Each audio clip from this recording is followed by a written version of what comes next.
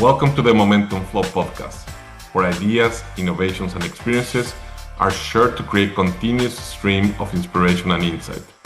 Join me, your host, Luis Solana, a supply chain expert and investor, as I uncover how visionary founders, operators, and leaders are spotting opportunities, sparking innovation, and scaling profitable growth.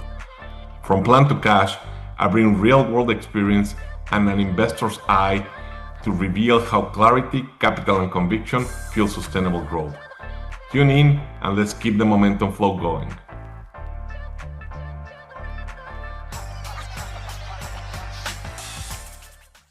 Today, I'm thrilled and honored to be joined by Sid Brown, the CEO of NFI, one of the largest and most successful family-owned 3PL logistic companies in North America. Since 1932, NFI has evolved from a regional trucking company into a fully integrated supply chain solutions platform, while staying rooted in the values of a multi-generation family business. Sid, welcome to the Momentum Flow. Thank you, Luis. It's my honor to be with you on this podcast. I hope we can share some information between the two of us that maybe some folks will learn something from it. Absolutely. Thank you, Sid. I'm honored that you're here. So now, before we jump into the conversation, let's give our audience a quick look at the scale and scope of NFI today. For those of you who may not know the full story, here's a short video overview of how NFI has evolved into the logistic platform that it is today.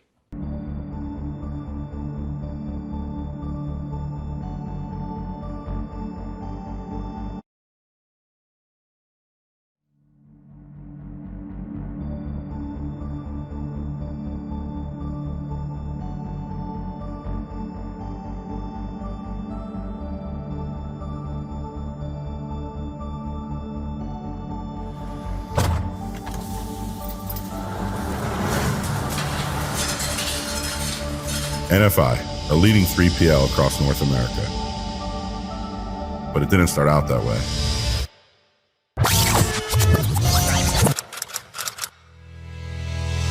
One guy with one truck and a dream.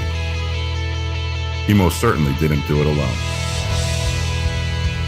Through hard work and dedication, we've grown together. We're the movers and the shakers.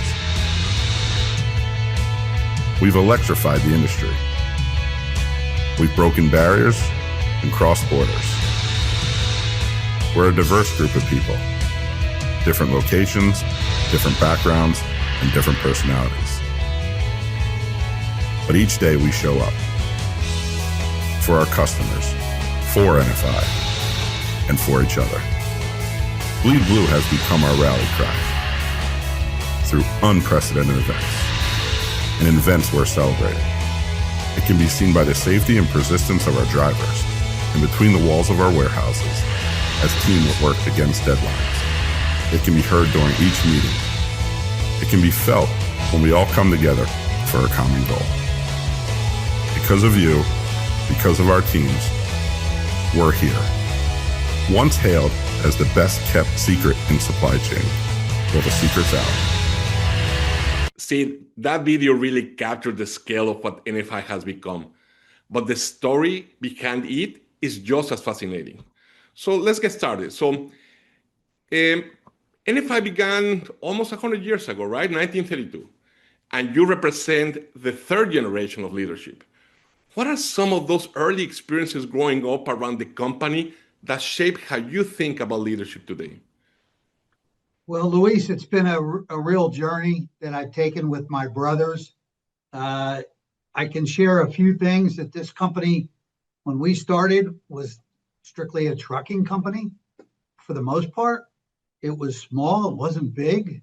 We used to work after school in the shop or in the, we had one little warehouse behind the main shop, sweeping floors or putting license plates on trucks. When you're in grade school or high school, you're limited in what you can do, but we kind of got the understanding of what the business was about. Growing up in a small business, when you'd walk into the office, you knew everybody, and it was a real family atmosphere. And obviously, as we've transformed ourselves over the years, the business has grown dramatically, but those things you learn from those early days are something that kind of give you a foundation for understanding what it takes to get from one point to another. And, it was, one thing for sure, it instilled in myself and my brothers the real opportunity to understand the value of hard work, and that nothing comes easy, and that things can absolutely change in a moment's notice, and that you got to be on your feet to be able to make decisions in a ever-changing environment, because the supply chain, which it wasn't really known as the supply chain back then, it really, transitions itself from day to day. Just look at today's environment as an example. Yeah.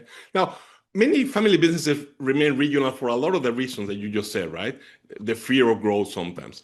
But what were the key moments when NFI transitioned from a traditional trucking company into a broader logistic platform that you are today? So a couple of things I would tell you. There were times as the business grew. And by the way, when the business was really small and my dad was growing the business, I wanted to share that he had this little office, and then he started buying up these houses next door. And he was buying up the houses because he needed growth of people. And in each house, he put a different department. So you would go from house to house to house. I haven't heard that story. Departments. So it was kind of ironic but it was all oriented around growth. And my dad instilled in me the idea that if you don't grow, you die. And there were times when we were growing up that we had some really good years, relatively speaking, and we would go on nice vacations down to Miami Beach, Florida. Mm-hmm. And then there were other years where things were tough, and we would go to the Motor Lodge in Wildwood, New Jersey, the Jersey Shore. Okay. Well, when you're a kid, you're kind of like, well, what happened from one year to the next year? But what you learned was, in the trucking business, it's very cyclical and very dependent on certain industries, that if you're so focused on one industry, which at that time we were very focused on the building products industry, which was tied to the housing industry, there were huge fluctuations. Okay. So one of the things that I believed we needed to do was to try to figure out how to steady the earnings of the business by doing things other than just pure over-the-road trucking. Okay. And so there was an evolution. It didn't happen overnight because our roots were in this one-way truckload environment, to an evolution that, we can talk about, but it didn't happen, in a couple of years. It happened in a couple of decades. And so I think it's important to kind of put it in perspective in terms of how we migrated from, a one-trick pony to a multiple service offering in the supply chain. That's super interesting. Now, there's a moment in time that you step into the CEO role, right?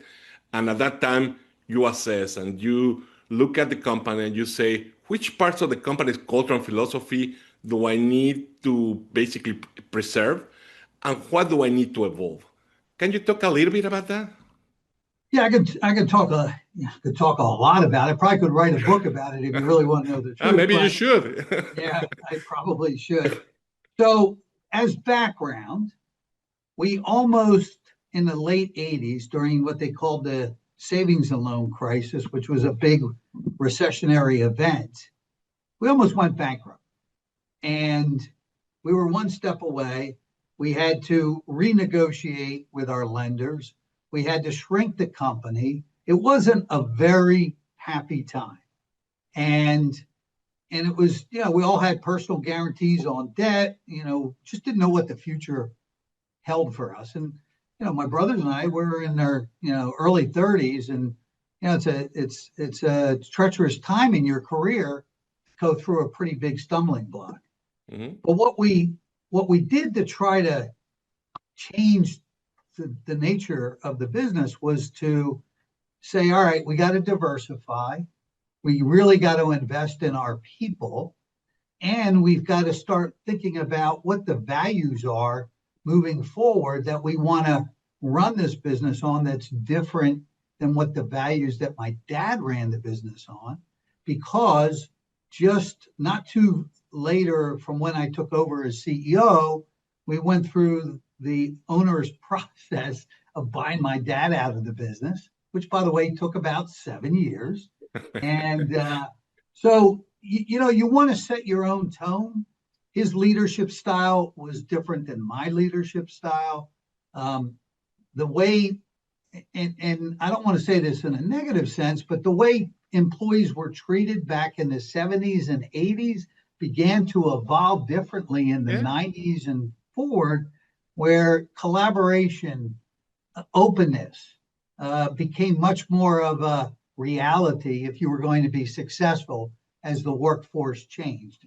And that workforce continues to change today as we deal with, multiple generations of, millennials, Generation X, Generation Y. It's changed in each generation. You have to adapt to the values that are important to them to see how you can kind of change with the times. So it was very, very important for me to, one, create a culture where people and customers were at the center of that culture. And that if we took care of our people and serviced the hell out of our customers, we would be successful. And so that's kind of my mantra as we started to kind of take over from my dad and his generation with my brothers. And what happened was there was a leadership transition that took place with a number of employees that were, aligned with my father and his generation that Ike, Jeff, and I brought into our generation. And Ike and Jeff are my two brothers, as you know. No, absolutely. You're really that foundation of family stewardship, people, customers is powerful, right? And but really, you didn't just as NFR preserve legacy. I would say you'd really scale it up dramatically. So let's talk about how that growth actually happened. So you've grown through both organic expansion and acquisitions across transportation and warehousing. Organic expansion and acquisitions. So what's your framework when you're evaluating whether an acquisition specifically fits the NFI platform, right? It's sometimes difficult, right? It's a family business, it needs to fit. So what's your framework of thought when you do that? Well, I try to keep it simple, number one. And number two, we can talk about the different types of businesses that I've bought over a period of time. Because in addition to just both warehousing and transportation, we've got involved in port services, we've got involved in freight brokerage. At one point, I bought a packaging company. So I keep it simple. There's a couple of fundamental principles that I look at on every acquisition. One is, can I take the customer base that we are picking up and can I service them with what we do at NFI that they didn't have an opportunity to see, either a different service offering or a different geographical offering. Okay, so taking what we do and cross-selling into that customer base and seeing what they need. Okay. The second part of that is, can I acquire a company that has a service offering or a geographical footprint that my customers don't have today that they could take advantage of? Okay, and that's as simple as I usually look at it. If I can't find those kinds of matches, then I'm not sure it's the right acquisition opportunity for me. I don't have to make it any more confusing than that. I think it makes all sense, right? You need to complement one way or the other your current business, right? Whether it's in geography, customer base, service, it makes all sense to me. Now, integration. If I could for a second, I didn't really address the people culture of those acquisitions. And I think it's important because we are a family business. Okay. And I bought companies that were part of divisions of publicly traded companies. I bought companies that were coming out of bankruptcy. I bought companies that the founder was retiring and he didn't have any succession plan. It runs the whole gamut. And there's probably been more than 35 of these acquisitions, and not all of them have been successful. And nobody bats 1,000. They just don't. So what you try to find is, does the culture kind of look like it's a culture that will be easily integrated into what we are all about? And if it isn't, then maybe I need to preserve that culture for a period of time and not just smash it in, so to say, into the NFI culture. Okay.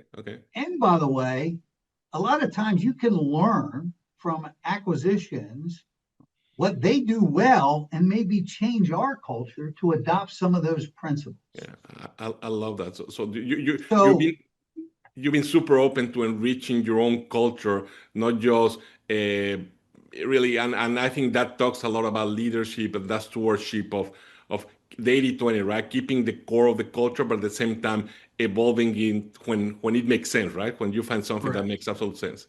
Now, integration, as you know, you acquire companies, right? And suddenly you go into integrating them, and you address a little bit about that, and that's when really things either succeed or fail, right?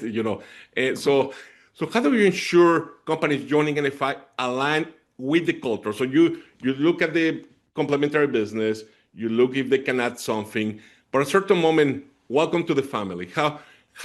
What's your process of integrating an acquisition? So one of the things that, first of all, making the acquisition is probably the easy part. Integrating it is the hard part, right? For sure. So, and I've learned certain acquisitions we made, we went right in the beginning and said, you're going to all be NFI. We're going to NFI you. Okay. That doesn't work. It just doesn't work.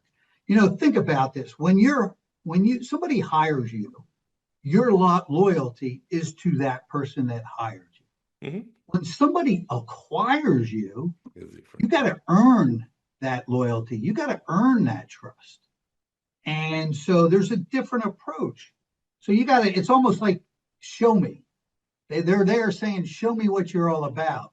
Prove to me that you say who you are by your actions, by the way you interact with the people, on and on. So it's important that you think about that as a process. The other thing that I've set up with my team is we really have a whole playbook put together of how you go about integrating a business from the back office to the sales, to the people, to the medical benefits, on and on. And so we put together a playbook. Each time you go in, the playbook has to be modified, obviously, because each company is a little bit different. But we have a team that we extract from our day-to-day business that works on the integration. Because if you don't do that, it won't happen by accident. It's got to have a purpose.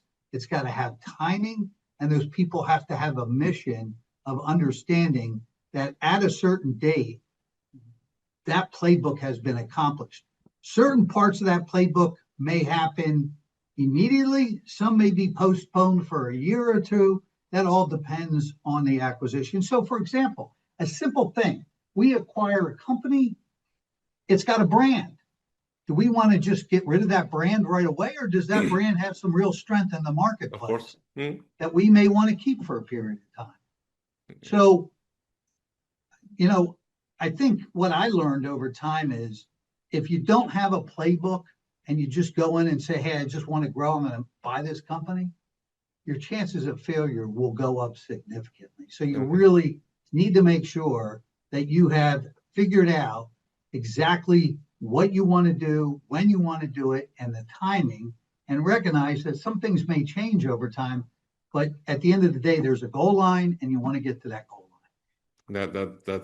That's really rich and a lot of learning from that conversation. So I had planned to ask you, but I don't think it makes sense anymore about if there was one that in your mind, one of those acquisitions that really accelerate your journey, only if you want to do it. If not, I think Yeah. There are people to talk about, what have you done, how you've done it. Is there one that was really just, transformative? So I would tell you there was a couple smaller ones when I, was early on in the process that were disasters. Okay. I learned from the disasters. The other thing I learned from that is never bet the ranch on any one acquisition. Okay. Because chances are, and I don't, the statistics are that more acquisitions fail to add to shareholder equity than actually do. So if the odds are against you to start with, then you really need to kind of make sure that if you are going to do a transformative deal, that you do it very thoughtfully. The deal in my mind is when we bought a company called California Cartage. Yeah, it was a big player at all the ports around the country. It was getting us into the international side of the business in a way that we had never been before. And it added about 25 to 30% in one fell swoop to our revenue. Had a great group of people, long tenured people that were really proud. It was a family-run business by a guy named Mr. Curry. And when I negotiated that deal, he was 86 years old. I felt like I was negotiating all over again the buyout of my dad because he was elder in his career. So I had learned some lessons along the way about buying that company. But what we did is we kept the Cal Cartage brand. What we did is we kept the people in place. We learned from them. We took what they were good at and really tried to understand how we could adopt some of that into our business. They had size, they had big customers, they had great geography. What they didn't have is they didn't have real estate that they controlled. They were leasing everything. And when you're at the ports, we felt like we ought to have some ownership position so we can, solidify our long-term outlook and not be beholden to some landlords that one day may not give us a favorable rate or a competitive rate out in the marketplace. So Cal Cartage was a transformative deal. And to this day, we still use the Cal Cartage brand because it's so well known in international circuits. Yeah, I think that talks a lot, and credit to you that, when you acquire a company, you need to integrate, but you don't need to just dismember, right? And keep what is useful and just continue growing it as part of the new family. So absolutely, that makes all sense. Thanks for that. So now let me pivot to, you grow organically, you go through acquisitions, but there's another dimension of growth, right? You've been, as NFI, you have really been willing to invest early in emerging technologies, right? And you've done that. So now you've been ahead of the curve in areas like warehouse robotics and electric trucks. So what convinced you early on that technology will become such a defining competitive advantage in logistics for NFI? So it's interesting. When my father was younger in his career, he was always thinking about what's the next best thing. And back then, the size of the trailers and the configuration of the cabs, the tractors, was a challenge because back then the trailers were 45 feet long. And he came up with the first innovative design to work on a 48-foot trailer with a cab. And then he came up with the 53-foot trailer with a redesigned cab. And he worked with the OEMs on both the trailer and tractor side. And we were at the forefront of saying, hey, we're going to be able to stay within the overall length limits by really looking at how we can use our brains to reconfigure the units. So that idea of trying to be ahead of the curve was kind of instilled in us. So from that point on, I don't know that we've been at what I would call the bleeding edge of technology, maybe better known as the leading edge for us, is to try things. And if you try things, see how it works. Again, don't bet the ranch on any one thing. And try a host of different things. Be open to saying, oh, well, that's just the way we do it. We're going to continue to do it. No, maybe there's a better mousetrap out there to do something. And whether that's software, whether that's equipment, whether that's, automation, and now today, all the things are revolving around artificial intelligence. Yeah. We're trying everything at times to do that. And so sometimes we make some bad bets and sometimes we make some good bets. So electrification is something that I think we made a good bet on. We invested in. Right now during this Iran war, fuel prices are going crazy. I wish my fleet was more electric than it is. I fully understand. Things go back and forth. But long term, I do believe that there's a place for electric trucks. And we operate one of the biggest fleets on the West Coast now. We've invested $35-40 million in a whole charging network out there with our terminal. So we're not afraid to take a leap when we see an opportunity. No, I know that you've always been forward thinking, and you just hinted about it, but I need to ask about it. So you also launched NFI Ventures, right? So investing directly in emerging supply chain technologies. So what motivated that decision that is really leading edge, as you use your words, to create a venture investment arm rather than just simply partner with technology providers? What was going through your mind? Yeah, so I think I need to give a little perspective on the business, the family business here for a second. Uh-huh.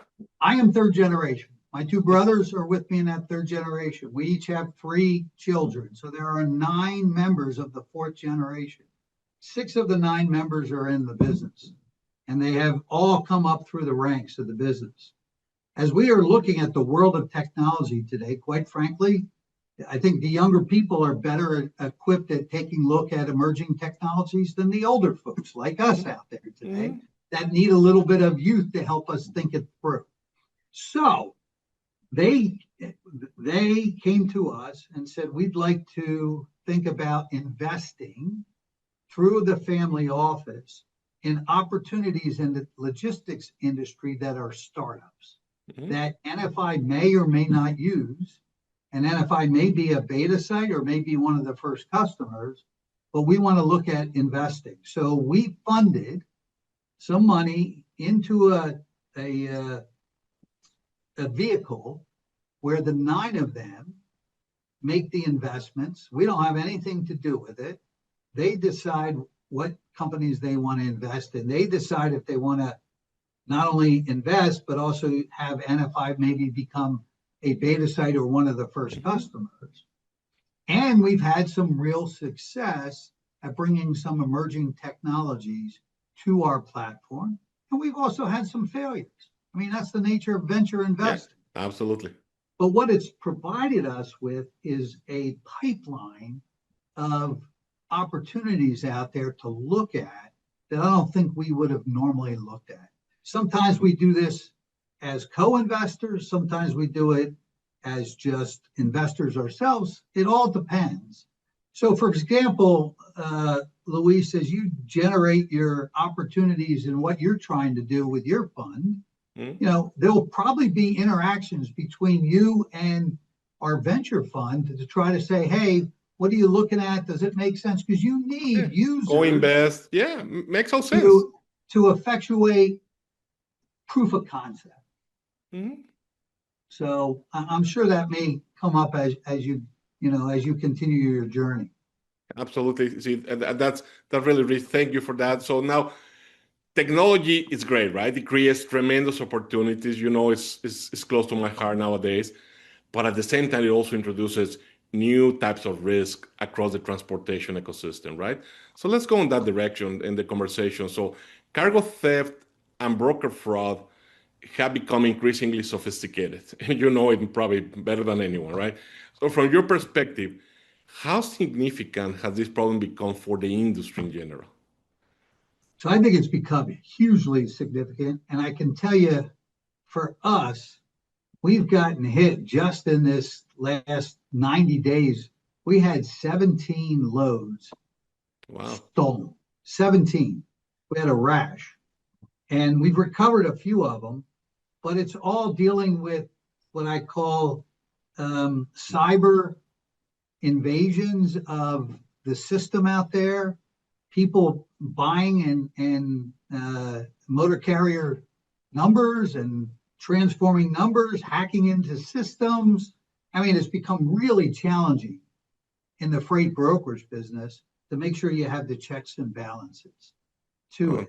We've been working with the FBI. We've been working with some of the state agencies. In fact, as we are doing this video right now, there's a big meeting in Philadelphia, and I think there's about 300 people attending at the FBI's offices, shippers, brokers, truckers, all around. How do we combat this theft that's taking place out there? There are gangs in Eastern Europe and Asia that have used technology to steal trucks. The old way was, they pull trucks out of a yard, they hijack people. They don't do that anymore. It's all done by technology today. Yeah, no. As logistic platforms become more digital, realities, cyber risk, identity theft. You didn't talk about it, but they're also increasing, right? So two questions to that. So, are there any safeguards that you're putting as an operator to protect your customers? And the second one is, as an industry, you talk a little bit about the meeting happening today, but is there more to be done as collaboration between carriers, brokers, technology providers to address those threats? Yeah, there's no question. There's a lot to be done. Part of it has to be done at the federal level. You can't do it at the state level because every state, you'd go nuts trying to get every state to play on the same page. Yep. So the federal government has started to enact some things. It's become big enough now that we're getting people to listen to what we need some help on around this whole idea of identity theft and motor carrier compliance and ELD compliance. So yes, we have instituted some software solutions that have really tightened up some of these opportunities for the thieves to get into our systems. We have really worked on determining the profiles, particularly of the non-domicile drivers out there today. It's almost like you could almost predict the type of people that are going to try to steal your freight today. So yes, I believe right now today, shippers that use us are much better in terms of our ability to watch over their cargo. But is it something that is not, they're going to come in, they're still going to try to get at us. And yeah, we might lose some more loads because everybody's losing loads today. But if we can limit it and the one thing I will tell you that I think is out there today is there's technology that I just learned about that you could put in packaging that is not battery driven, it's radio wave driven, so that you could, it's almost like an RFID tag that you could monitor the location of all these boxes going all over the place. But we got to get the shippers to collaborate. Yeah, absolutely. Okay? Because it just can't be the trucker saying, oh, well, we're going to go put these tags in all the boxes because then you're going to violate the integrity of the loads. I fully agree, but at the same time, that has been the challenge of RFID itself, right? Trying to align governments, companies, providers, technology is not easy, but, we talk about the loom and gloom, and there's a piece of that, and you talk about it. But on the other part, I think there's also an exciting part with the advent of technology, right? And, there's autonomous trucking, it's moving from concept to real world pilots, right? So how do you see autonomous driving shaping freight transportation over the next decade? Where do you see that going? It's a great question, because I think if you're running a business today, if you don't think hard about where the world is going and how technology is going to replace what you're doing today with some other form, I think you're kidding yourself. So what does that mean? So autonomous trucking, yeah, it's happening. It will get there. It's taking time. Is it going to happen overnight? No. I think what you're going to see, because we've been doing our research, is you may go from terminal to terminal, so to say, or depot to depot, or parking lot to parking lot, and use these autonomous trucks to begin with, and then you may have local drivers that actually do the local deliveries. When that technology ultimately gets better, you may end up with a total autonomous truck going from point A to point B. What is interesting is, airplanes today can fly themselves. You don't need pilots. Mhm. But why do you have pilots? In case of an emergency. Mhm. Okay, with those 80,000-pound trucks going down the highway, I think it's going to be a while before the public accepts the fact that maybe there's not somebody there in case of an emergency. Totally agree. I think only in closed loops, short distance, not that many people. I do think long distance actually has an opportunity for Yeah. autonomous trucks. I think they'll just be gauged, and there'll have to be some backup systems. So Okay. if something happens, how do you recover a truck? If it stops right in the middle of a highway, Yeah. those types of things you have to have but they'll figure it out. Yeah. So I think long-term autonomous trucking will have a place. And then what you're doing is not managing human capital. You're managing capital allocated against the technology to move the freight. So it's a different skill set. Now they're autonomous and they're electric, right? So because you've done deployment of electric trucks as well. So any lessons you learned from the electric side, electric trucks that you want to share? Yeah, I think battery technology is going to continue to get better. Okay, right now the batteries are too heavy and they don't take too long to charge, and they don't have the range. Okay, you can see even in the cars today and with the trucks and the generations, it's going to get better. It's going to get better. Look, the Tesla truck's up to 450 miles. I just read another demo truck that went up to 700 miles on battery technology.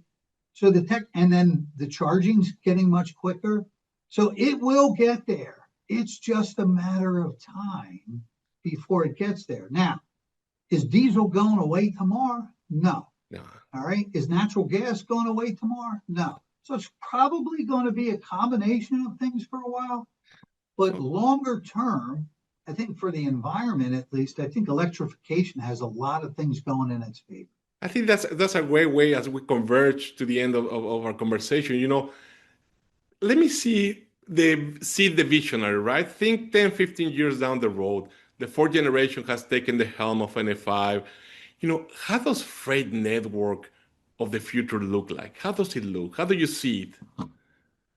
Well, I wonder about that, because I know that when my dad started, we did everything manual. We had these cards that you would write on the loads, and you'd put them up on a load board, and you'd move the cards from one place to the next when the load was being hauled. And the idea of using computers was not even in the realm back then, right? So you got to put it in perspective of what it was like back then. Absolutely, things are going to change. I think optimization. I think the idea.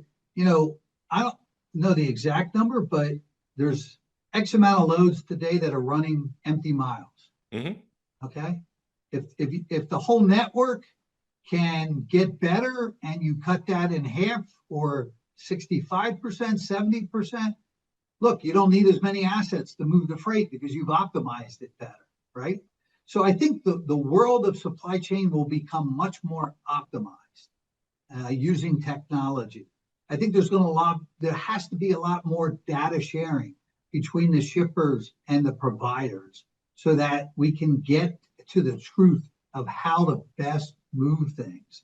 This idea of a shipper keeping their data to themselves, or a third-party provider, taking only limited parts of the data. There's got to be total transparency so we can get to the truth of what's the best way to do it. And then you're going to have multiple shippers collaborating. And I think the supply chain providers really will be the go-between to help the shippers collaborate in a much more coordinated way. So those are just some of the things I think about in terms of what the future is. Hey, are we going to go back to the Jetsons? Remember the Jetsons? Yeah, absolutely. And having things fly, and drones being used to deliver stuff, no question. So there will be a definite change in how things are delivered to the store, to the home, to the distribution center, you name it, things are going to change. It's just, I don't know, 20 years from now, hopefully I'm still around. I'll be able to kind of sit back and watch the fourth generation deal with change, because change, here's what I say about change. Change breeds uncertainty, but uncertainty breeds opportunity. And that's the way you have to look about change. I love that phrase. I'm going to steal it. So that's really rich in context. So and I appreciate that. It's a really, really good insight to yours as we wrap this conversation. Maybe one last question, Sid. As you know, this podcast is called The Momentum Flow, right? And when you reflect in your personal journey, growing up in the family logistic company, becoming the CEO of one of the largest 3PL platforms in North America, if you only can pick one or two leadership principles that have helped you maintain that momentum through decades and decades of change, just a couple of them, which would you pick?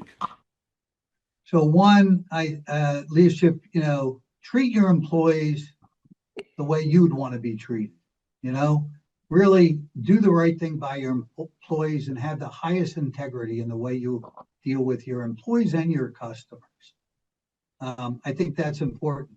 I think it is important to make sure that you figure out who your ideal customer is. All customers are not created equal.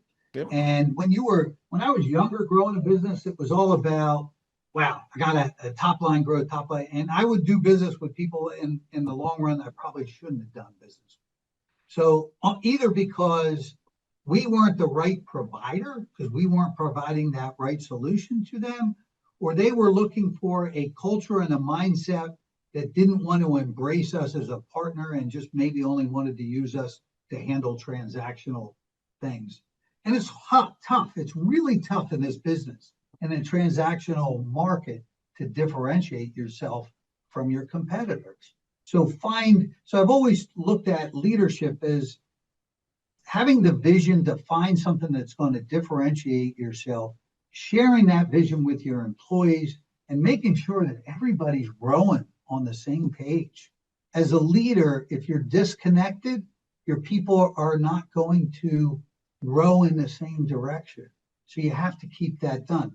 The other thing I would tell you, we are a privately held company. Mm-hmm. We do not make decisions for the quarter. We make decisions for the long term. Which I love. Yeah. Right. And the other thing I would tell you, even though we're a private company, we run this business totally transparent. Everybody knows how we do. Everybody knows what the scorecards are, because if you can't measure it, you can't manage it. Yeah. And so this entrepreneurial spirit that we have instilled in our people starts from the top. Okay, starts from the Brown family and the entrepreneurial risks sometimes we are willing to take, that our people say, hey, wow, look what they're trying. They're willing to put some dollars against it. And they are, saying, hey, we're going to back you. We're going to support you in these initiatives. Go for it. Run it. We don't run this business day in and day out. Our people run it today. You got to give them the tools and the opportunity to be successful, if they can be, in running whatever they're doing today. This has been really an incredible conversation from my part. It's rich in history, grounded in operations, forward-looking how you think about technology and leadership, the rooted in performance, entrepreneurship, and really at the end, the overarching, umbrella to it is run on a family-owned business. So I really appreciate your insights, Sid. I don't know if you have any last remarks you want to do before we wrap up? Yeah, my last remark, Luis, is that I had the opportunity through an acquisition to meet you some 25 years ago. Yes. When you were earlier in your career at Colgate. Mm-hmm. And I didn't know you from Japip, right? We didn't know each other, but I was trying to make an acquisition. There were certain key things that had to be done. And I sat down with you and I explained the reasons why we were looking for X, Y, or Z. You challenged some of them, rightfully so, as you should in your position. But we came to a common ground that we could move forward as partners going forward in the business. And 25 years later, we are still doing that business. So I want to thank you for setting the foundation of what we set up 25 years ago with the folks at Colgate as we continue to be a really good partner with them. It all started from you and I sitting down. So thank you very much. See, that's humbling. Thank you. I don't deserve any credit for NFI success. That's you and your brothers. But now at the end, what stands out of me is NFI, how you blended long-term family stewardship with a willingness to make bold, future-shaping bets. Something I've seen both as a customer, as you mentioned, and now as an investor from the other side, looking at your success. To our listeners, if you enjoyed this episode, please subscribe, share with fellow operators, innovators, and leaders across the supply chain ecosystem. I'm Luis Solana, and this is the Momentum Flow, where clarity, capital, and conviction keep supply chains and leaders moving forward. Sid, thank you once again, and until next time, keep the Momentum Flow going.